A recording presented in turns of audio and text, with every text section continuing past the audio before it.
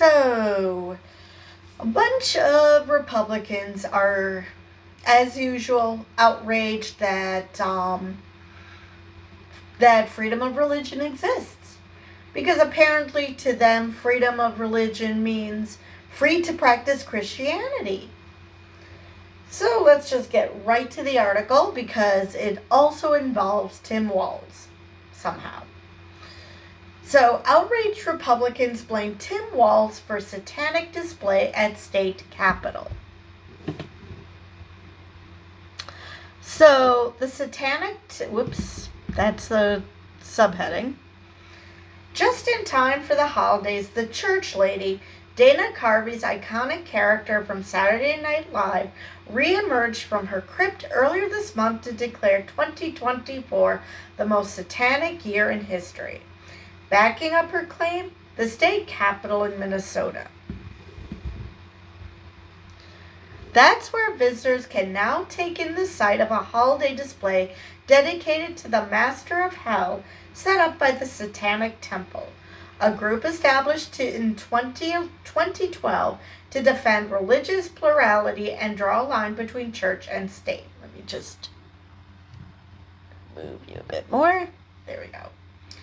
The muted display features an inverted pentagram hanging over a phoenix and text from the satanic ritual, the Mass of the Phoenix. Kraken and other underworld figures associated with the Prince of Darkness are nowhere to be found. Thanks to all the hard work from our congregation, especially Calcifer, for helping us set up Minnesota Satanists' first ever holiday display at the state capitol in St. Paul. Hail religious plurality. Hail Satan. The group wrote in a Facebook post Saturday celebrating the Mephistophelian Antichrist. The First Amendment to the U.S. Constitution guarantees freedom of religion and prohibits the government from establishing a state religion. Courts have consistently interpreted that fact to mean the government can't favor one faith over another, because that's literally what it means. The Satanic Temple was purpose-built to test that conclusion and has pushed courts to confirm it in provocations, including displays like Minnesota's and another in Concord, New Hampshire this year, and previously in Illinois and Iowa. Last year at Christmas, the group sponsored a student-launched Satan Club at a high school in Kansas. Okay, let me just still a little. There we go. All right. Christian Republicans are predictably red-faced over the religious provocation, because of course they are. During the holidays, what a disgrace. Only in Walz's Minnesota, the state's Republican U.S. Rep. Pete Stauber posted. What's disgraceful? I mean, there are more holidays in existence than Christmas, so what's the disgrace? Is there anything Tim Walz won't do to insult Minnesotans? Asked his House MAGA colleague, Representative Tom Emmer. How is that an insult to Minnesotans? What is insulting about that? Do you think that all Minnesotans are Christian? And your particular brand of Christianity? Seriously, what's an insult? It was wrong when Iowa Satanists did this, and it is wrong when Minnesota Satanists do this too. This obscenity is not what our founders envisioned for religious liberty protections, posted Andrew T. Walker, Associate Professor of Christian Ethics and Public Theology at the Southern Baptist Theological Seminary, who promotes biblical truth. So that answers that question. Because, yes, that actually is what the Founding Fathers envisioned with religious liberty. What part of religious liberty do you not understand? It means people are at liberty to practice whatever religion or non-religion they want. So, the fact that you or promoting biblical truth. That just tells us that your idea of religious liberty is everybody has the freedom to be Christian rather than following any other religion, because that's somehow religious liberty. All right. As the state's top elected official, recent VP nominee and Minnesota Governor Tim Walz is taking the heat from the provocative display. His office issued a statement on Tuesday. The governor does not agree with the display and did not approve it, but the First Amendment means that he does not police speech in the state capitol. That's true whether it's a religious display, a political protest, or a Minnesotan advocating for a policy. And that's how that article ends, and that's exactly right. Tim Walz doesn't have to agree with the Church of Satan. He does not have to, even though the only people who actually believe in Satan are Christians, but no, he shouldn't have to weigh in on this. He shouldn't have to even say whether he agrees with it or whether he approves of it, because that is not his job. His job is to allow Minnesotans to have a voice. All Minnesotans. And just because you don't like a certain display, or you don't like a certain protest, or you don't like a certain policy that's being put forward by certain people, you don't have to like it. You don't have to agree with it. But they still have a right to voice it.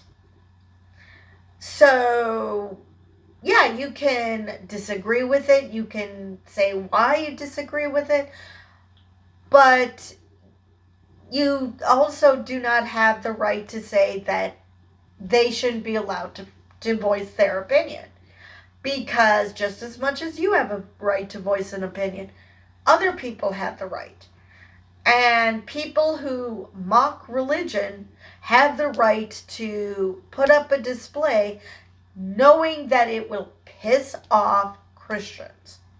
Or any religion, but since majority of the people in this country are Christian, it's going to be most likely Christians who are getting pissed off.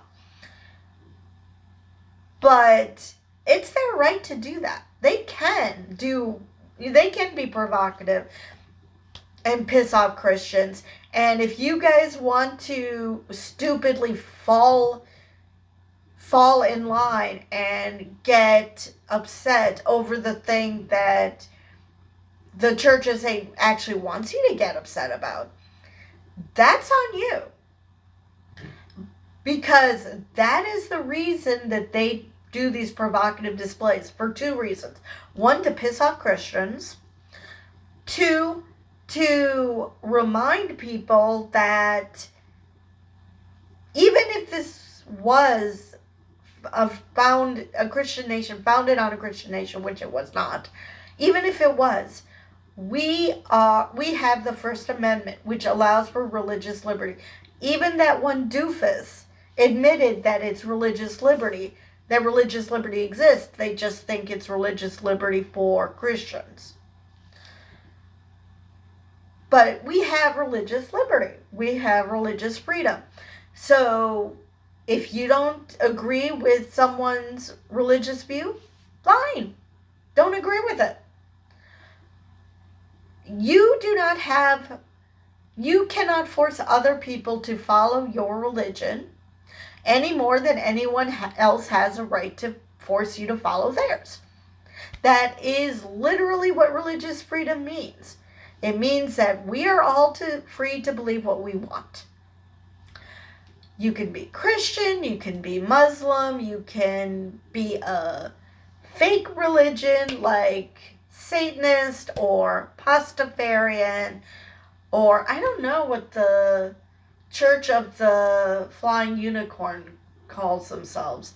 But still, you can follow a made up religion. Personally, I'm a Pastafarian, sort of. I think the flying spaghetti monster is pretty cool.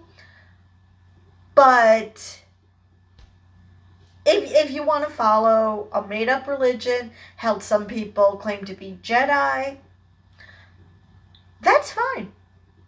As long as you understand that people don't have to follow your views. You know, if they think your views are silly and they prefer their flavor of made up bullshit, that's fine. That is perfectly fine to do. You can believe yours. People can believe theirs because again, it's a made up. All of those that I mentioned, Pastafarian, Church of the Invisible Pink Unicorn, Church of Satan. These are all religions that were created to mock religions. So you can believe in those religions. You can believe in traditional religions. You can just, sit back and think, yeah, I think the flying spaghetti monster is kind of cool, but not actually follow a church. I never put a pasta strainer on my head. I never talk like a pirate. I don't follow those tenets. So that's why I'm saying I'm kind of sort of Pastafarian. I'm only in the sense that I think the flying spaghetti monster is pretty cool, but that's about the extent. But they're allowed to do that. And you're allowed to follow your religions, whether you're Christian, Muslim, Jewish, Buddhist, Hindu, whatever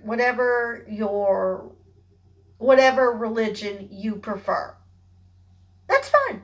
You can believe whatever you want. But then you don't get to get upset when somebody dares to not be that. Do I consider all religions to be made up bullshit? Yeah, pretty much, yeah. Does that mean that I'm anti-theist? No. No, you're allowed to believe in whatever fairy tales you want. That's fine. I don't care. But you do not get to tell other people what they should believe in. You should not be advocating, trying to save anyone by, I don't know, making them read the Sermon on the Mount as if having read the Bible before, you're telling them to read the Sermon on the Mount suddenly is going to cause an epiphany and they're going to suddenly become believers. That's not how this works. Many atheists, not all, but many atheists used to believe in a God, whether it's Christian, Muslim, whatever. They believed in a God. And then they actually took a good look at the Bible, realized it was bullshit, and stopped believing. Then there are some atheists who, for whatever reason, started believing. I think Francis Collins is one of them. So it's possible to go both ways.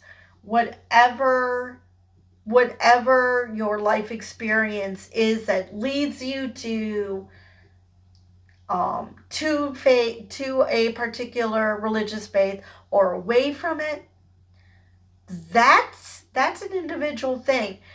That is not something that someone should shame you for or get upset because you don't agree with them. If you want to believe that Jesus is the Son of God and that regardless of what you think now as an atheist, that because you read the Bible, Jesus must exist, and this is how he thinks about you because that's what the Bible says, because that's such a good argument to, because something was written down at some point, it must be true. Wonderful argument. But still, if that's what you want to believe, fine. Believe it. But then don't get upset when somebody points out that, yeah, there's a reason why that argument doesn't work, and that's not going to convince me or anyone else who's using their brain. But if you want to continue believing it, fine. Do that. If you don't see how you could literally make the case for any fictional character to be real simply because it was written in a book, fine. Go ahead, believe your religion if that's the only thing that's preventing you from doing something horrible. Fine, do that. If that's the only thing that's keeping you from doing horrible things, or of course if your religion is telling you to do horrible things, you might want to consider something else. But still, if you need religion for whatever reason, fine, be religious. Nobody's stopping you. But you don't get to tell other people that they need to believe. You don't get to tell, especially your particular brand of religion. You don't get to do that. If people refuse to believe in something that has facts behind it, then yeah, that's a problem because that's going to end badly for them. But if someone chooses to not believe in a sky daddy that nobody can see, but who somehow has effects on the entire world, then you can't fault them. Because they don't have any reason to believe in your God. That's fine. If you think you have a reason because of nature or patterns or whatever is the reason that you are believing, fine, do that. I'm not stopping you. And no atheist should stop you. If they're trying to stop you, they're probably anti-theist. But you don't get to tell other people, you don't get to force other people to think like you. Because if you do that, if you're that insistent, all that tells me in particular, and I'm sure I'm not the only one, is that you do not feel confident enough in your faith, that you feel like everybody needs to believe like you so you can feel confident that you're right about it. Because you must have doubts yourself, because why else force other people? Why else feel like other people have to think like you do? Unless you don't actually feel confident that your beliefs are true. And it's all right to have doubts, but forcing others to believe that so you will feel better about yourself isn't helping anyone. Because just because so many people are religious and might believe in a certain part of the religion doesn't necessarily make it true. It might be true, but it doesn't necessarily have to mean that. It's about evidence. And if we don't have evidence backing up, then you probably shouldn't believe it. And that's how I live my life. If there's evidence for it, great. If there is no evidence, I'm probably not going to believe it. So, yeah. So, for those of you who are having such a hard time with the Church of Satan or any other church that atheists put together to wrinkle the feathers of the Christians mostly, and then you're just giving atheists what we want. You are telling us that your faith is so fragile that any little bit of mockery is going to set you off, which doesn't speak to your beliefs very well, because if you were confident, you wouldn't feel the need to force others to agree with you. So I think I've said as much as I can about that. So with that, I will see you guys in the next video.